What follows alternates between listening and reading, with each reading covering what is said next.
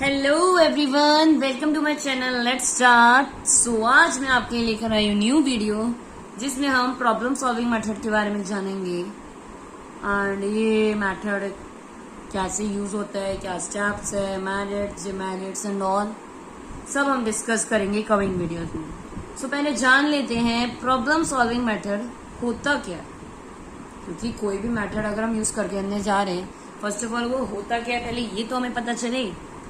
Problem solving method represent a method which provide opportunity to the pupil for analyzing and solving a problem faced by him on the basis of the previous stock of his knowledge enriched with the present means available to him quite independently by following some systematic and scientific steps and arriving at some basic conclusions or results to be utilized in future for the solution of the similar problem in the identical situations। ये एक ऐसा method है जो represent करता है बच्चे के सामने कोई प्रॉब्लम आई है, वो उसको सॉल्व कर रहे हैं किन बेसिस पे, अपनी प्रीवियस नॉलेज जो भी उसको पहले से नॉलेज है उसके बेसिस पे वो सॉल्व कर रहे हैं। मीन्स उसे अब प्रेजेंटली समझ आएगा किस तरह से अकेले इंडिपेंडेंटली प्रॉब्लम्स को सॉल्व कर रहा है। कुछ सिस्टमैटिक एंड स्टेप्स को फॉलो करते हुए वो एक बेसिक कंक्लूजन पे पहुंच जाएगा, रिजल्ट मिलेगा। फिर फ्यूचर में अगर कोई भी उसी तरह की प्रॉब्लम क्रिएट हो तो वो इजीली सॉल्व कर पाएगा।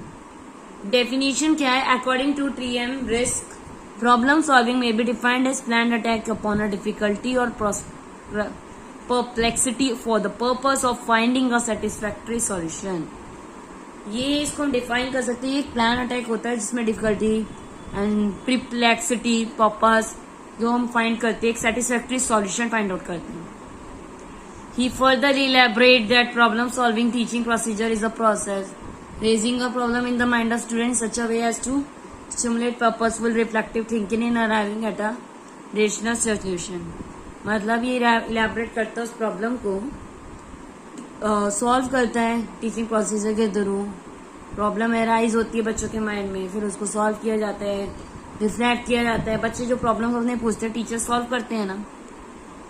तो प्रॉब्लम सॉल्विंग सिर्फ यहीं तक लिमिटेड नहीं है, हम बच्चों को भी दे सकते हैं। एक मैथ्स में कई सारी प्रॉब्लम्स होती है या रियल लाइफ से रिलेटेड कोई सिचुएशन दे दी, प्रॉब्लम कर दी, इसको सॉल्व करो, बच्चे करेंगे। आज के टाइम में कई पजल्स आते हैं, कई गेम्स होते हैं जिनको सॉल्व करना होता है, तो उससे क्या होता है, माइंड शार्प होता है। जेम्स रोज ने डिफाइन करी है, it is an education device whereby the teacher and the pupil attempt in a conscious, planned and purposeful manner to arrive at an explanation or solution to some educational significant difficulty। कि teacher and student दोनों मिलकर plan करते हैं, solve करते हैं ताकि वो एक सॉल्यूशन पे पहुंच सके। Gerrold A Yoakam and RH Simpson के अकॉर्डिंग प्रॉब्लम सॉल्विंग मेथड एक ऐसा मेथड है जिसमें पर्सन अपनी एबिलिटी का यूज करता है प्रॉब्लम को सॉल्व करने के लिए, कन्फ्रंट करता है उसके सामने एंड कहीं ना कहीं इनेबल करता है मैन को कि वह कंट्रोल कर सके अपनी एक्टिविटीज में, अपने एनवायरनमेंट पे। Without it he is at the mercy of nature and can not make intelligent social progress. And Ausubel के अकॉर्डिंग है कि प्रॉब्लम सॉल्विंग में इन्वॉल्व होता है, कॉन्सेप्ट फॉर्म्ड होता है, डिस्कवरी लर्निंग होती है। प्रॉब्लम सॉल्विंग के दौरान लर्निंग सीखने को भी तो बहुत कुछ मिलेगा बच्चे को, जैसे जैसे वो फॉलो करेगा नई चीजें सीखेगा। इफ अगर वो उस चीज में फेल भी होगा तो उससे भी कुछ ना कुछ लर्न करेगा।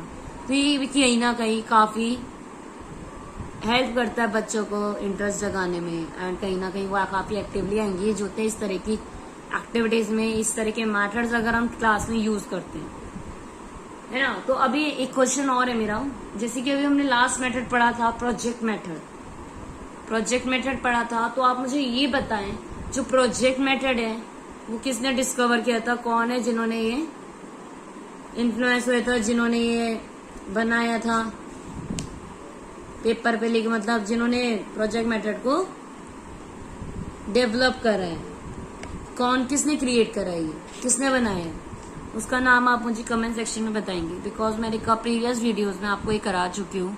एंड ना ये MCQs जो होते हैं ना बहुत 1 मार्क्स में 1 वर्ड में आ जाते हैं। आपके जो भी कॉम्पिटिटिव एग्जाम्स होते हैं लाइक DSSB हो गया, KVS हो गया, जितने भी पैडागोजी वाले होते हैं, इसमें 1 वर्ड में MCQ में आ सकता है वो डिस्कवर द प्रोजेक्ट मेथड, किसने डिस्कवर करा, तो आपको पता होना चाहिए। आई होप आप में से कईयों ने कमेंट में करा होगा। वैसे तो मैं अभी एट दी एंड वीडियो में आपको आंसर देने वाली हूँ, और मैं आपसे यही रिकमेंड करूँगी पहले आप खुद से मुझे कमेंट में आंसर बताएं, वीडियो को पॉज करके, देन उसके बाद जो मैं आंसर बोलने वाली हूँ उस पर आप फोकस करेंगे, ताकि आपको अपना लेवल ऑफ लर्निंग भी पता चले कि आपको कितना लर्न हुआ है, आपने कितना सीखा है। और ये कुछ इंपॉर्टेंट पॉइंट्स हैं जो मैं आपके साथ कमिंग वीडियोज में शेयर करने वाली हूँ। ओके, आई होप आप लोगों ने कर दिया होगा।